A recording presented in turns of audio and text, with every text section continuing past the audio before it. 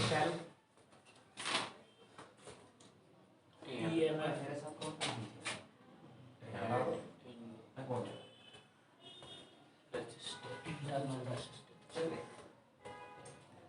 अच्छा आप देखो, पहले तो हम समझते हैं कि सेल क्या होता है और कैसे काम करता है।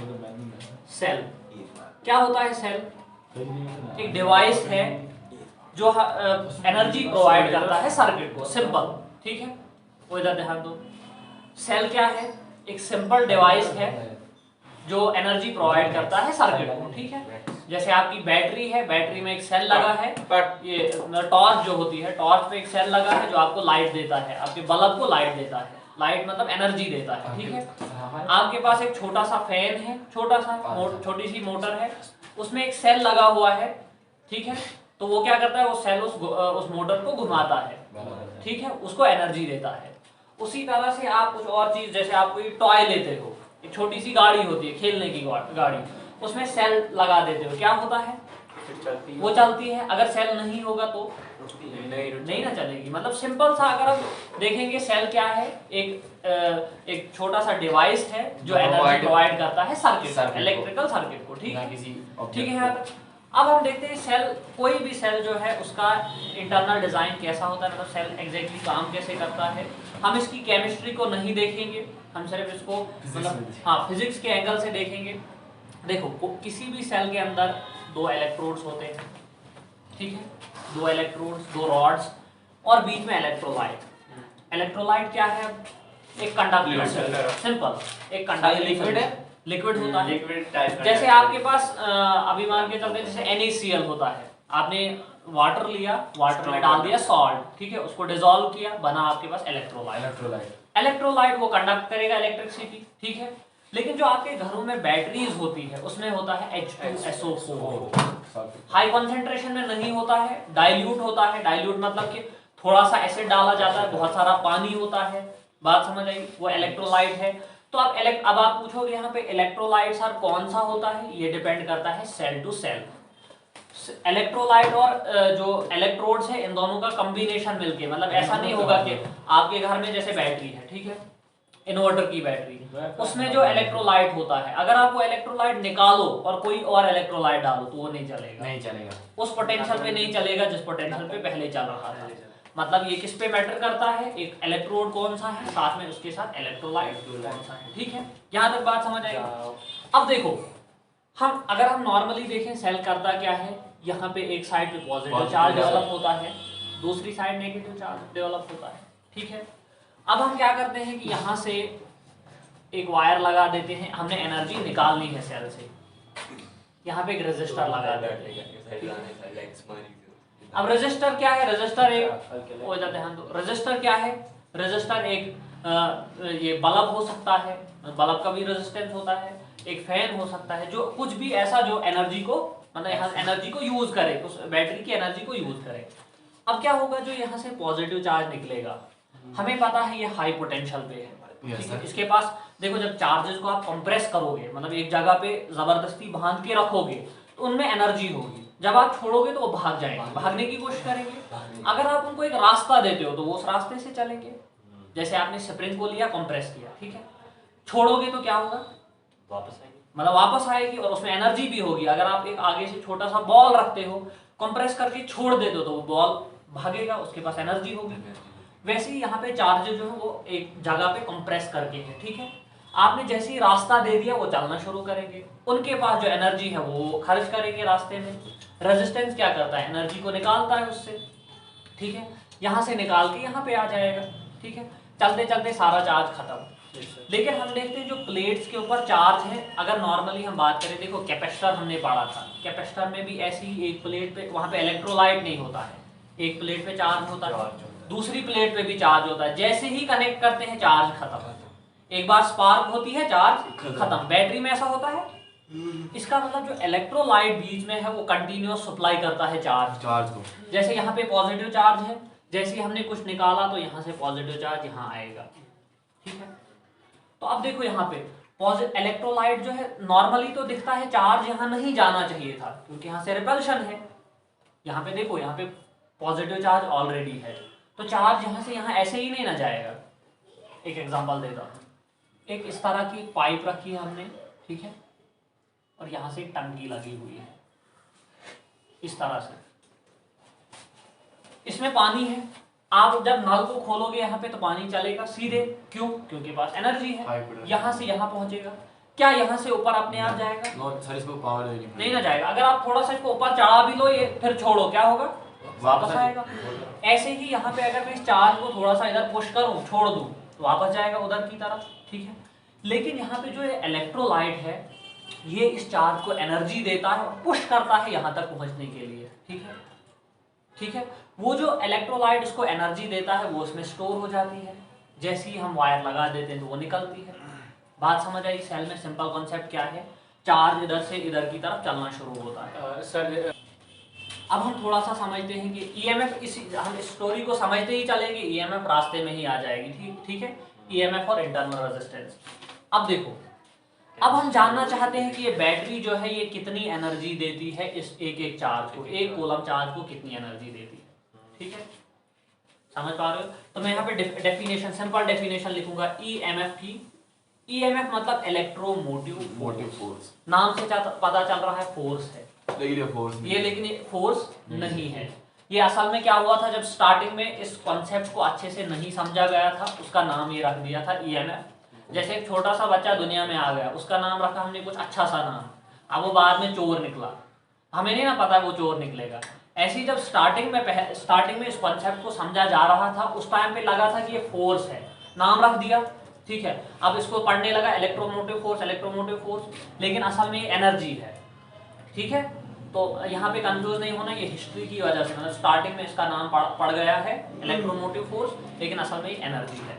अब इलेक्ट्रोमोटिव फोर्स की डेफिनेशन क्या है? सिंपल, ये है the amount of energy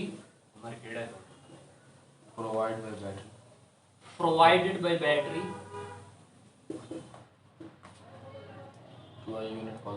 to a unit positive charge, ठीक है। स्क्रीनशॉट खींच लिया ये, फोटो खींच, ठीक है। यूनिट पॉजिटिव चार्ज को जो एनर्जी बैटरी देती है, यूनिट पॉजिटिव मतलब एक चार्ज को, एक कूलम चार्ज को जो एनर्जी बैटरी देती है, इसका मतलब ये नहीं कि यहाँ पे कंफ्यूज नहीं होना कि एक ही को देती है, जितने चार्जेस यहाँ पे होते हैं, एक एक कूलम चार्जेस को जितनी एनर्जी, या मैं ऐसे कहूँगा एक कूलम चार्ज को जितना बैटरी एनर्जी देती है उसको कहा जाएगा क्या? ईएमएफ। बात समझ आई? सिंपल, मतलब यहाँ पे चार्ज है, देखो यहाँ पे चार्ज जो रखे हैं इसको बैटरी एनर्जी दे रही है और इधर भेज रही है, ठीक है। अब क्या हो रहा है कि यहाँ पे बहुत सारे चार्जेस हैं जिनको पुश कर रही है, तो हमने कहा कि एक कूलम चार्ज लिया आपने, उसको जितनी एनर्जी बैटरी देती है उसको कहा जाएगा ईएमएफ, ठीक है। यहाँ तक बात समझ आई? अब हमने देखना है कि ईएमएफ को कैलकुलेट कैसे। अब हम बैटरी के अंदर जाके तो नहीं देख सकते, मतलब आप बैटरी के अंदर गए, वहाँ पे एक चार्ज को पकड़ा और उसको पूछा बता भाई कितनी एनर्जी है तेरे पास, ऐसा हो सकता है? नहीं ना। तो अब हमने देखना है इसको मेजर कैसे किया जाए। अब मेजर तो करना है, हमने डेफिनेशन बना दी कि ये एनर्जी है, मतलब यूनिट पॉजिटिव चार्ज के पास बैटरी कितनी एनर्जी देता है वो है ईएमएफ। तो अब हमने मेजर करना है। देखो, हमने एक टर्म पढ़ी है work, force into distance, integrate करके मतलब टोटल वर्क, ठीक है। आपके पास एक बॉडी है, आपने उसको दिया धक्का, बाइक, बॉडी छोड़ो, बाइक है, रास्ते पे आपने दिया उसको धक्का, देते जा रहे हो, क्या बाइक की स्पीड बढ़ेगी कि नहीं? Yes sir. क्यों? उसमें पोटेंशियल फोर्स हो रही है ना, सिंपल उसको आप एनर्जी दे रहे हैं, सिंपल आप उसको फोर्स लगा रहे हो, वो चल रही, आप उसको एनर्जी दे रहे हो, सिंपल। अब उस एनर्जी को कैलकुलेट करना है, जितना आपने वर्क किया वही एनर्जी होगी, मतलब जितना उस पे काम किया वही, और काम कितना होगा? फोर्स मल्टीप्लाई बाय डिस्टेंस, कितनी फोर्स लगाई कितना डिस्टेंस चला, वो होगी उसमें एनर्जी, ठीक है। वैसे ही यहाँ पे भी देखेंगे, सिंपल कॉन्सेप्ट, पॉजिटिव चार्ज पे कितनी फोर्स लगेगी और यहाँ पे डिस्टेंस कितना होगा, फोर्स इनटू डिस्टेंस होगी वर्क, ठीक है। अब यहाँ पे क्या हम मान के चलते हैं, अभी देखो एक काम करते हैं, यहाँ पे बैटरी ली हमने, ठीक है, या मैं एक काम करता हूँ, मैं इलेक्ट्रोलाइट को यहाँ पे नहीं दिखाऊंगा, सिर्फ इलेक्ट्रोड्स को, जो इलेक्ट्रोड्स हैं इस तरह से, ठीक है, ये बैटरी के इलेक्ट्रोड्स और बीच में इलेक्ट्रोलाइट दिखाने की जरूरत नहीं है। अब क्या हुआ, बैटरी का जो इलेक्ट्रोलाइट है वो फोर्स लगाता है, मानो वो FB फोर्स लगाता है, बैटरी फोर्स, ठीक है। एफ बी इस पॉजिटिव चार्ज पे लगाता है और यहाँ तक चलता है, ठीक है। अब मुझे वर्क निकालना है, छोटा सा वर्क, मैं लिखूंगा D W is equal to F B dot D X, छोटा सा डिस्प्लेसमेंट। तो यहाँ से यहाँ तक निकालना है, अभी मुझे पता नहीं कितना डिस्टेंस है, मैं सीधे ऐसे लिखूंगा फोर्स इनटू डिस्टेंस, ठीक है, यहाँ तक चलेगा यहाँ तक। अब देखो पहले इस पे पॉजिटिव चार्ज जमा हुआ था, अब ये पॉजिटिव चार्ज आ रहा है, क्या ये इन्फिनिट अमाउंट ऑफ चार्ज जमा होगा इस पे? नो सर, कितना जमा होगा? जितना इसमें देखो यहाँ पे पॉजिटिव चार्ज जमा हो रहा है, यहाँ पे नेगेटिव चार्ज, यहाँ से यहाँ तक इलेक्ट्रिक फील्ड है, मतलब इलेक्ट्रिक फोर्स है। तो जैसे जैसे यहाँ चार्ज डेवलप होगा तो जो चार्ज नया आएगा उस पर फोर्स इधर से अपोजिट फोर्स लगेगी, ठीक है ना, मतलब समझ पा रहे हो ना। जैसे देखो यहाँ पे कुछ नहीं, पहले मैंने एक चार्ज रख दिया, अब मैं दूसरा चार्ज ला रहा हूँ रखने के लिए, वो वाला फोर्स लगाएगा इस पे, पहला वाला, तो मुझे जरा ज्यादा फोर्स लगानी पड़ेगी। फिर जब दो चार्ज होंगे मैं तीसरा चार्ज लाऊंगा, अब क्या होगा, और ज्यादा फोर्स होगी, ठीक है। देखो पॉजिटिव चार्ज जैसे जैसे इधर आएगा, जैसे जैसे पॉजिटिव चार्ज इधर की तरफ आएगा, यहाँ पे पॉजिटिव चार्ज बढ़ेगा, तो अब वो अपोजिंग फोर्स भी लगाएगा, ठीक है। एक टाइम आएगा कि एफ बी फोर्स लग रही है, बैटरी की फोर्स, और जो देखो पॉजिटिव इधर आ रहा है तो फोर्स उधर कौन सी, इसकी वजह से इधर की तरफ लगेगी, मैं लिखूंगा एफ ई इलेक्ट्रिक फोर्स, ठीक है। एक टाइम आएगा ये बैलेंस होंगी जब मतलब बढ़ता ही जा रहा है, मतलब आप यहाँ से बैटरी फोर्स एक मानो 10 न्यूटन लगा रही है, ठीक है, बैटरी यहाँ से पहले एक चार्ज है तो मानो एक फोर्स लग रही है 1 न्यूटन, 2 बने तो 2 लगेगी, 3 बने, पहुंचते पहुंचते जब 10 यहाँ पे पहुंचेंगे फिर बराबर फोर्स, इक्वल और अपोजिट, चार्ज कहीं मूव नहीं करेगा, ठीक है। उस टाइम पे इसमें मैक्सिमम चार्ज होगा, ठीक है, और इलेक्ट्रिक फील्ड भी मैक्सिमम होगी उस टाइम पे, ठीक है यहाँ तक। अब देखो इस जब बैटरी बाहर से कनेक्टेड नहीं है, ये ध्यान रखना, बैटरी पड़ी हुई है, आपने रखी हुई है और ये प्रोसेस हो रहा है अंदर बैटरी के, अब रुक गया सारा, ठीक है। अब आपको पता है अभी के टाइम पे एफ बी बैटरी फोर्स जो है वो किसके इक्वल है, इलेक्ट्रिक फोर्स के इक्वल, ठीक है। हमने क्या कहा, ईएमएफ क्या है, डेफिनेशन देखो, the amount of energy provided by battery to a unit positive charge. एक चार्ज को हमने देखा जो एफ बी फोर्स है वो क्यू चार्ज पे लग रही है, ठीक है। एक चार्ज के लिए क्या होगा, एफ बी बाई क्यू, अगर क्यू चार्ज पे फोर्स एफ बी लग रही है तो एक चार्ज पे एफ बी बाई क्यू। तो मैं लिख सकता हूं यहाँ पे, या मैं इसको ऐसे भी कह सकता हूं, अगर ये वर्क किया क्यू चार्ज के ऊपर, क्यू चार्ज को इतनी एनर्जी दी, एक चार्ज को कितनी होगी, डब्ल्यू बाई क्यू, ठीक है। तो मैं लिखूंगा डब्ल्यू बाई क्यू, और ये किसके इक्वल होगा हमारे पास, एफ बी के नीचे भी क्यू आएगा, डी ऑफ एक्स, ठीक है। यहाँ तक बात समझ आई। अभी हमने क्या कहा, एफ बी किसके इक्वल है, F E, EMF is equal to F E upon Q D of X, यहाँ तक समझ आई। हमें पता है इलेक्ट्रिक फोर्स अपॉन चार्ज होता है इलेक्ट्रिक फील्ड, ठीक है। लिख सकता हूँ मैं इसको यहाँ पे, electric field dot D x, इसको छोड़ो डॉट, सीधे लिखते हैं electric field dot D x, ठीक है। यहाँ तक हमने जो EMF को कैलकुलेट करने का तरीका वो ये बनाया, इलेक्ट्रिक फील्ड अंदर कितना है, लेकिन ये कब इलेक्ट्रिक फील्ड है, जब आपकी बैटरी कनेक्टेड नहीं है सर्किट के साथ, ठीक है, तब का इलेक्ट्रिक फील्ड है। हमने ये बना दिया फॉर्मूला। अब थोड़ा सा हम पीछे चलते हैं, हमने एक टर्म पढ़ी थी पोटेंशियल डिफरेंस।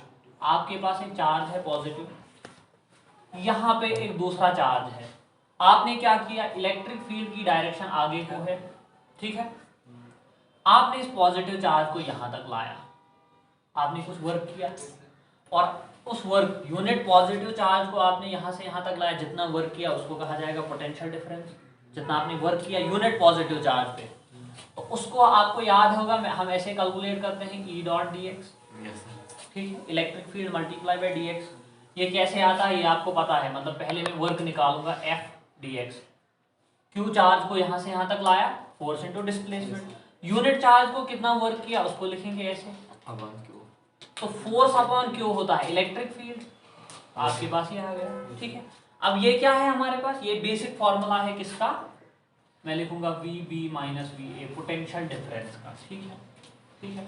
मतलब यहाँ पे हमें क्या समझ आया, अभी ईएमएफ किसके इक्वल है, dot dx E dot dx क्या है? Potential potential difference. difference मतलब मैं कह सकता हूँ ईएमएफ जो है वो पोटेंशियल डिफरेंस के इक्वल है, लेकिन कब? जब बैटरी नीचे पड़ी हुई है, सर्किट में नहीं लगी है। ठीक है, मैं इसको लिख सकता हूँ। क्या आप मुझे बताओ, इससे ऊपर बैटरी का पोटेंशियल डिफरेंस जा सकता है? नहीं, क्योंकि चार्ज नहीं बढ़ेगा तो पोटेंशियल डिफरेंस नहीं बढ़ेगा। मैं इसको लिख सकता हूँ मैक्सिमम पोटेंशियल डिफरेंस।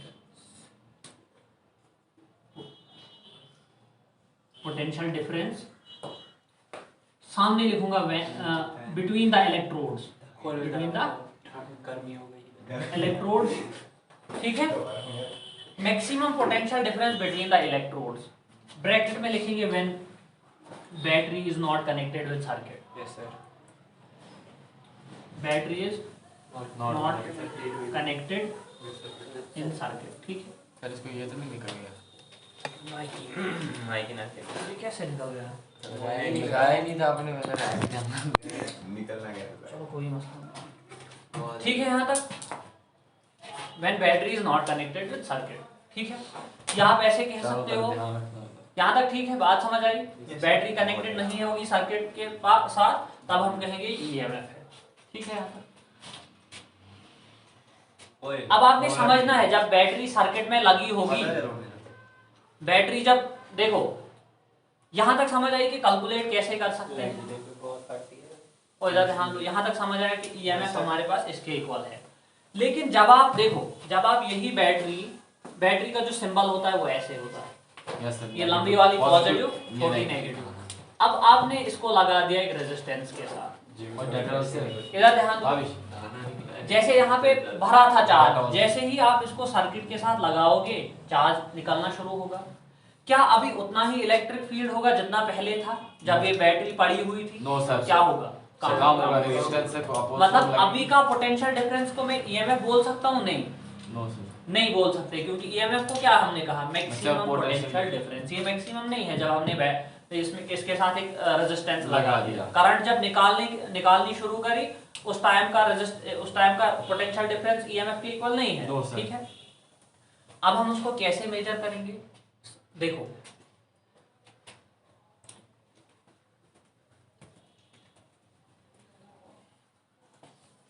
हमने लिखा ये हमारे पास बैटरी है। एक और टर्म में साथ में ही बता देता हूं, इंटरनल रेजिस्टेंस। देखो, हमें पता है इलेक्ट्रोलाइट क्या है, एक कंडक्टिंग सॉल्यूशन है। हम जैसे ऐसा मानो कि कंडक्टर है, हर कंडक्टर का रेजिस्टेंस होता है, Yes, कम sir. हो या ज्यादा हो, ज्यादा लेकिन होता रेजिस्टेंस है। होता है। इसका मतलब Zero नहीं इलेक्ट्रोलाइट जीरो नहीं होता है। मान ठीक है? होगा 2 होगा, वो सिर्फ सुपर कंडक्टर्स होते हैं जिनका रेजिस्टेंस जीरो होता है, सर्टेन कंडीशंस के ऊपर, हर टाइम पे नहीं, सर्टेन Conditions कंडीशंस, के ऊपर। सर्टेन टेम्परेचर के ऊपर उसका रेजिस्टेंस जीरो होता है सुपर कंडक्टर का। ठीक है, अगर कंडक्टर हीट दे रहा होगा या टेम्परेचर उसका हाई हो, फिर तब भी रेजिस्टेंस होगा, ज्यादा या कम होगा, कुछ ना रेजिस्टेंस कुछ तो तो होगा। होगा ही ना। हमने एक टर्म पढ़ी थी कि जब टेम्परेचर बढ़ता है, हमने एक टर्म पढ़ी थी, टेम्परेचर जब बढ़ता है तो कंडक्टर का रेजिस्टेंस बढ़ता बढ़ता है। है। ठीक है, अब इधर ध्यान दो, ओए ध्यान दो। देखो बैटरी में क्या होगा कि इंटरनल रेजिस्टेंस होगा। क्यों? इलेक्ट्रोलाइट है, उसका कुछ रेजिस्टेंस है। यस सर, इलेक्ट्रोड्स कंडक्टर के कंडक्टिव है तो उनका उसका भी भी कुछ resistance रेजिस्टेंस होगा। होगा। मतलब बैटरी के अंदर कुछ रेजिस्टेंस होगा, होगा। तो हम उसको कहते हैं इंटरनल रेजिस्टेंस। ठीक है, केमिस्ट्री में पढ़ाते हैं कि अगर टेम्परेचर बढ़ेगा तो रेजिस्टेंस भी बढ़ेगा। तो इधर भी तो वही कंडक्टर का बराबर हमने है। पढ़ा था परसों कि अगर आपके पास एक मेटल है, उसको हीट दोगे तो रेजिस्टेंस बढ़ेगा। इधर भी तो वही हुआ अगर सर। इलेक्ट्रोलाइट को हीट दोगे तो उसका रेजिस्टेंस कम कम होगा। ये होगा। मैंने बताया था कैसे होता है, क्यों। अच्छा, ठीक है, आई बात आप समझ? आई समझ। अगर आपको नहीं होगा तो लास्ट में मुझे पूछना कि कैसे। ठीक है, डाउट क्लियर कर यहाँ तक बात समझ आई कि हमारे पास बैटरी है, इसका मतलब इसके अंदर रेजिस्टेंस है। अब मैं इसको ऐसे बनाता हूँ सर्किट में, ये बैटरी है, मैं अंदर तो नहीं बना सकता, मैं इसको ऐसे ही करूंगा। ठीक है, मतलब ये बैटरी के अंदर है, मैं बाहर से एक डब्बा बनाता हूँ ऐसे। ठीक है, यहाँ पर यस सर, ये इंटरनल रेजिस्टेंस हुआ, इसको मैं लिखूंगा छोटा r, और अब मैं सर्किट को जोड़ दूंगा बैटरी के साथ, सर्किट को एक रेजिस्टर के साथ जोड़ दूंगा जिसकी वैल्यू r है। अब हम यहाँ पे देखना क्या चाहते हैं? हम देखना चाहते हैं ईएमएफ और पोटेंशियल डिफरेंस के बीच का रिलेशन क्या है। ठीक है, देखो आप मुझे एक बात बताओ, बैटरी की ईएमएफ ई होगी, यस सर, ठीक है, जो अंदर का रेजिस्टेंस है, अंदर में यहाँ पे हम अगर सिंपल करना है तो मैं अंदर नहीं बनाऊंगा, मैं बाहर बनाऊंगा। बात एक ही है, पूरी ये बैटरी है, सेल को मैंने यहाँ पे बना दिया, उसका ईएमएफ ये है, ये इसका रेजिस्टेंस है, अंदर ये रेजिस्टेंस है, ठीक है। यहाँ पे टर्मिनल्स हैं जहाँ जो हमने कनेक्ट की है, ठीक है, ठीक है। अब एक बात बताओ, मुझे बताओ ये रेजिस्टेंस और ये रेजिस्टेंस ये पैरेलल में है कि सीरीज में? सीरीज में। कैसे पता चला? एंड टू एंड जुड़ा है, ये इसके एंड के साथ जुड़ा है तो ये सीरीज में होगा। जैसे देखो ये बैटरी है आपके पास, अगर मैं एक रेजिस्टर ऐसे जोड़ दूं, ठीक है, दूसरा इसके साथ में जोड़ दूं, कैसे लगे ये?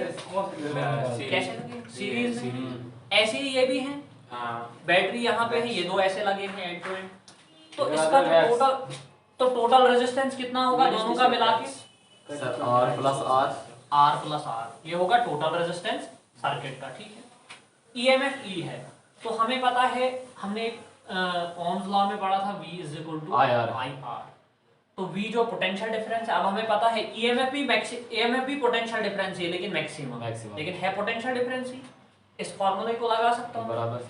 मानो यहाँ पे करंट चल रही है I पूरे सर्किट में, तो मैं लिख सकता हूँ E की जगह मैं इसकी जगह मैं लिखूंगा E potential difference is equal to I into R plus R, ठीक है ये, ठीक है। जहां रखना, लेकिन ये रेजिस्टेंस कहाँ का है? अंदर का रेजिस्टेंस। तो ईएमएफ हमारे पास बनी IR प्लस IR, ठीक है। मतलब अब देखो ईएमएफ हमारे पास ये क्या है? IR, देखो ये रेजिस्टेंस है, इसमें से करंट चल रही है I, रेजिस्टेंस है R, तो हम कह सकते हैं कि इन दो पॉइंट्स का ये पोटेंशियल डिफरेंस है V is equal to IR। अगर आप यहाँ पे क्या लगाओगे? वोल्ट मीटर, तो आपको पता चलेगा इस पॉइंट का पोटेंशियल डिफरेंस वो किसके इक्वल होगा?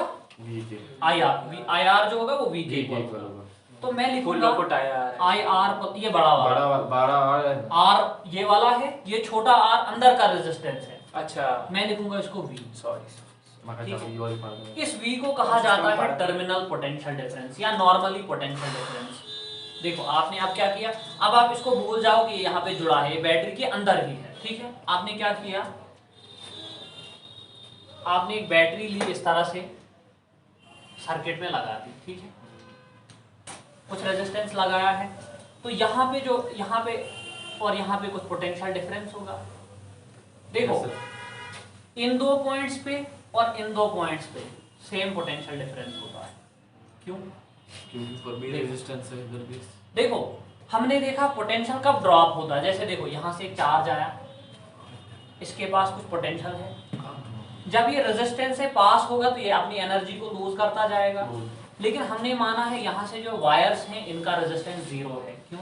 क्योंकि हमने यहाँ पे फोकस करना है। एक्चुअल में ऐसा नहीं होता है, इसका रेजिस्टेंस होता है लेकिन बहुत कम होता है वायर का, ठीक है। तो अभी हम मान के चल रहे हैं कि यहाँ पे कोई रेजिस्टेंस नहीं है वायर का, ताकि हम इक्वेशन को सिंपल रख सकें। सारा रेजिस्टेंस यहीं पे है, ठीक है। तो मैंने क्या कहा, यहाँ पे पोटेंशियल डिफरेंस और यहाँ पे पोटेंशियल डिफरेंस सेम होगा, इसी को कहा जाएगा या तो टर्मिनल पोटेंशियल डिफरेंस या सिंपली पोटेंशियल डिफरेंस, ठीक है। अब देखो पोटेंशियल डिफरेंस को मैं लिख सकता हूँ E माइनस IR, ठीक है। ये हमारे पास बना EMF और पोटेंशियल डिफरेंस के बीच में रिलेशन। इसको थोड़ा सा समझते हैं। अब यहाँ तक समझ आया, इंटरनल रेजिस्टेंस क्या है, EMF क्या है, सेल क्या है, ठीक है। अब थोड़ी सी स्टोरी बची है इसकी ये। अब देखो potential difference is equal to E minus IR। देखो बैटरी की EMF फिक्स होती है, ठीक है, मतलब जो अंदर से जो एनर्जी मिलती है चार्ज को वो फिक्स होती है। जैसे सेल के ऊपर देखोगे आप लिखा होगा 1.5 वोल्ट, ठीक है। लेकिन जब आप इसमें एक सर्किट, जैसे ये सेल है आपके पास पड़ा हुआ है, तो इसका जैसे दुकान से एक सेल लाते हो पड़ा हुआ, तो उस पर लिखा होगा 1.5 वोल्ट। लेकिन जैसे ही आप सर्किट में लगाओगे यहाँ पे, अब करंट निकलेगी इसमें से। Yes sir. करंट निकालना शुरू हुई तो पोटेंशियल डिफरेंस जो होगा वो E में से कुछ माइनस हो जाएगा। Yes sir. क्योंकि E, अगर देखो एग्जांपल के तौर पर ले लेते हैं, बैटरी का रेजिस्टेंस 1 है, ठीक है। पहले आप करंट निकाल रहे हैं 1, तो आपके पास इक्वेशन बनेगी V इज E माइनस 1, मतलब आपका जो पोटेंशियल डिफरेंस है वो EMF से 1 वैल्यू कम है। अब हम क्या करते हैं, करंट को थोड़ा ज्यादा निकालते हैं 2, V माइनस 2, तो V होगा E माइनस 2। अब पोटेंशियल डिफरेंस और कम मिलेगा इन दो एंड्स पे। उसके बाद आप E को यहाँ पे 3 निकालते हो तो E माइनस 3, मतलब जितनी आप सर्किट से करंट निकालोगे उतना आपको पोटेंशियल डिफरेंस कम मिलेगा। क्या होगा कि अगर आप सर्किट से करंट ही ना निकालो सीधे I इज इक्वल टू 0, तो V किसके इक्वल होगा? E के। उस टाइम पे मैक्सिमम पोटेंशियल डिफरेंस वहीं पे पहुंचे जो पहले कहा था। मतलब अगर आप किसी तरह से बैटरी को करंट निकालो ही ना, क्या बैटरी से करंट निकालो ही ना, जो पोटेंशियल डिफरेंस होगा वही EMF होगा। लेकिन क्या ऐसा पॉसिबल है बिना करंट निकाले हम पोटेंशियल डिफरेंस चेक कर सकते हैं? देखो ये जो मीटर है ना, ये कैसे पोटेंशियल डिफरेंस चेक करता है पता है आपको? ये एंड टू एंड। मतलब आपने क्या किया, एक बैटरी ली, एक्सपेरिमेंट होते इधर वो नहीं इधर। ये बैटरी ली आपने, इसको सीधे मीटर के साथ लगा दिया, इसी मीटर के साथ, ये जो आपके पास मीटर है इसके साथ लगा दिया। हुआ क्या कि ये करंट निकालेगा थोड़ी सी इसमें से, ठीक है, तो यहाँ पे यही कॉन्सेप्ट लगेगा V is equal to I। जैसे इसके अंदर ऐसा सिस्टम होगा कि पहले मानो 10 करंट या I करंट निकली इसमें से, इसका रेजिस्टेंस तो फिक्स है, इसने दोनों को मल्टीप्लाई किया और आपको दिखा दिया V की इतनी वैल्यू है, लेकिन करंट निकाली ना, तो इस हिसाब से इक्वेशन के हिसाब से EMF नहीं ना हुई। लेकिन आप देखोगे ये जो मीटर होता है ना, इसका रेजिस्टेंस बहुत हाई होता है, जिसकी वजह से करंट बहुत कम निकलती है। जितनी देखो हमने देखा जितनी करंट ज्यादा निकलेगी उतना ये नंबर इससे छोटा होगा, यही होगा। लेकिन जितनी ये करंट हम कम निकालेंगे उतना हम इसके नजदीक आते जाएंगे। अगर हम इस करंट को बहुत बहुत बहुत कम निकालें तो हमारे पास ये बहुत इसके नजदीक होगी। तो ये क्या करता है, हालांकि एग्जैक्ट EMF नहीं दिखाता है, लेकिन उसके बहुत बहुत बहुत क्लोज दिखाता है। बात समझ आई? जब आप इसको डायरेक्टली घर के जो आपकी बैटरी होती है उसके साथ कनेक्ट करते हो, ये दिखाएगा आपको 12 वोल्ट, तो वो EMF नहीं होती है, लेकिन EMF के बहुत क्लोज होती है। क्यों? हमने समझा अगर करंट निकालेंगे तो फिर पोटेंशियल डिफरेंस EMF के इक्वल नहीं होगा, लेकिन उसका क्लोज होगा। आई बात समझ में? अब मुझे बताओ, अगर तो हमारे पास तरीका ही नहीं बन रहा है EMF निकालने का, ठीक है, अब आपसे ये क्वेश्चन है, हमारे पास यहाँ पे तरीका ही नहीं बन रहा है EMF निकालने का, हमें कैसे पता चला कि सेल का EMF 1.5 है? आप समझ रहे हो क्वेश्चन? देखो हमने अभी तक देखा कि डायरेक्टली मीटर लगा के जैसे हमने बैटरी को सर्किट के साथ कनेक्ट किया, पॉसिबल ही नहीं है कि हम एग्जैक्ट वैल्यू ऑफ EMF निकालें। यही बात समझ आ रहा है अभी तक? तो हमें कैसे पता चला कि सेल के ऊपर EMF लिखी होती है 1.5, देखना आप उसमें लिखा होता है, तो हमें कैसे पता चला कि ये EMF है सेल की? मतलब उनने निकाली, मतलब किसी ना किसी तरह से निकाली होगी। हमारे पास एक डिवाइस ऐसा होता है जो बिना करंट निकाले पोटेंशियल डिफरेंस को कैलकुलेट करता है। मतलब यहाँ पे देखना, सर्किट में लगेगा, करंट निकालेगा ही नहीं, लेकिन पोटेंशियल डिफरेंस तब भी दिखाएगा। बराबर। उसको हम पढ़ेंगे थोड़ा सा कैसे काम करता है, क्या है, बहुत ही सिंपल है लेकिन थोड़ा सा इंटरेस्टिंग है। ठीक है, काफी है आज के लिए। समझ आया आपको अच्छे से यहाँ तक?